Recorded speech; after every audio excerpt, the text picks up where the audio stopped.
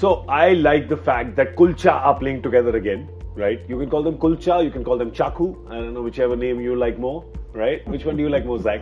Zach reacted more to Chaku. Yeah. Yeah? Chaku is sounding interesting. Chaku is nice, no? Because they cut the middle overs, they cut the other team like a hot knife through butter, right? Perfect. Yeah? But if you put that butter on kulcha and eat it, it's even tastier.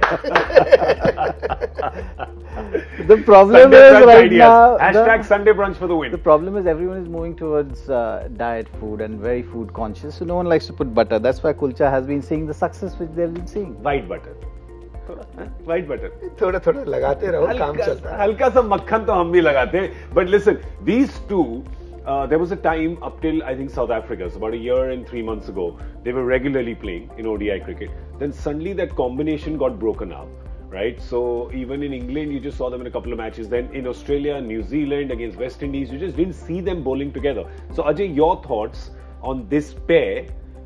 And are they integral to bowl together? I mean, should it be a non-negotiable?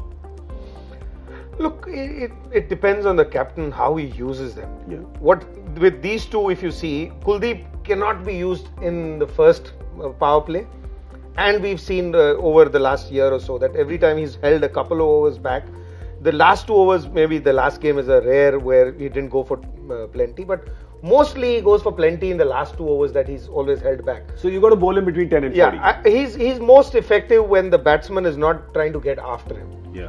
And it's in the middle of this innings where he doesn't provide that pace, and the batsman has to do all the working. And when you don't know which way it's spinning, it makes it even more difficult. Even that single that you need that little pace. Yeah. Whereas with Chahal, I think Chahal is a better bowler.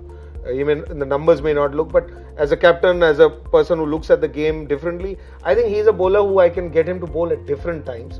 He can change his line. He can go, all the way on the onside. Then he goes outside the off stump. It's not just one kind of bowling that Chahal does. So Chahal is a bowler that you need around Kuldeep for Kuldeep to have more success, because Kuldeep has to be in a certain stage. It's very similar to what Mohammad Shami is. Yeah. Mohammad Shami in the middle stages of the game is probably the best. I mean, leave Bumrah out, but even a choice between Bhuvneshwar and Mohammad Shami would be what?